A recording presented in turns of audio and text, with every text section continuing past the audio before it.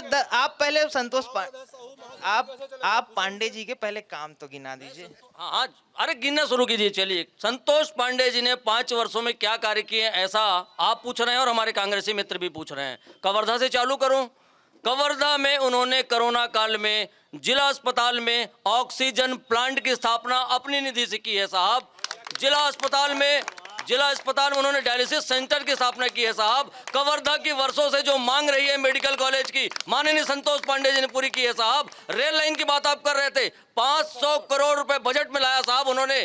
किस प्रकार से उन्होंने प्रसाद योजना चल रही है पूरे देश में, सिर्फ 51 जगहों पर, छत्तीसगढ़ में सिर्फ एक जगह पर मां बमलेश्वरी मंदिर में डोंगरगढ़ में प्रसाद योजना में उन्होंने काम प्रारंभ किया साहब। संतोष पांडे जी के कामों को गिनना शुरू करेंगे। युवाओं के लिए खेलकूद के विषय में साई में उन्होंने अपग्रेडेशन का काम किया है। हॉकी एकेडमी जहां चलती है वहां 100 बेड का हॉस्टल प्रारंभ किया है। कवर्धा में कबड्डी की एकेडमी उन्होंने प्रारंभ कर दी साहब। केंद्रीय विद्यालय उन्होंने 21 करोड़ रुपए का प्रारंभ किया है। और किस प्रकार के कार्य आप चाहते हैं साहब? और दूसरी बात, निर्माण कार्यों को अगर पूछें, गांव-गांव तक, बेगा बस्तियों तक अगर पक्की सड़क बनवाने का काम किसी ने किया है तो माननीय संतोष पांडे जी के प्रयास से जनमन योजना माननीय मोदी जी ने किया है। इन्होंने तो पूरी लिस्ट गिना दी, अब आप बताइए क्या है इस पर? भूपेश की किस बात पे भरोसा करी जनता? देखिए, आप इस बात को आप बोल लिए, अब मैं बोल लूं। आप बता दिए। माननीय जसविंदर भैया जो बात को बताए मैंने सुना।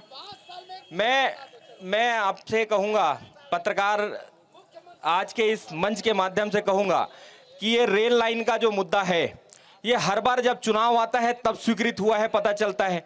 लगातार ये जो बात कर रहे हैं मेडिकल कॉलेज की बात, माननीय भूपेश बघेल जी की सरकार में स्वीकृत हुआ। कवर्धा जिला में कीर्तिमान स्थापित करने का काम माननीय मोहम्मद अकबर जी के विधायकी कार्यकाल में और माननीय भूपेश बघेल जी के नेतृत्व में ये मेडिकल कॉलेज कवर्धा में स्वीकृत हुआ है। पहली बात। दूसरी बात, ये छत्तीसगढ़ के किसानों के लिए हमारी सरकार बनने से पहले हमारे नेताओं ने कहा था हम 10 दिन के भीतर किसानों का कर्जा माफ करेंगे। 10 दिन की बात छोड़ दिए साहब, 2 घंटे के भीतर 9,200 करोड़ रुपए का कर्जा माफी करने का काम। पिछले डिबेट में मैंने इनके पूर्व विधायक और इनके जनपद के उपाध्यक्ष, उनके सुपुत्र का कितना कर्जा माफी हुआ आंकड़ों के साथ मैंने बताया था। अब वो आंकड़ा चोरी हुआ है बोल रहे हैं। अब इनसे पूछ तो लीजिए, एक बार पूछ तो लीजिए।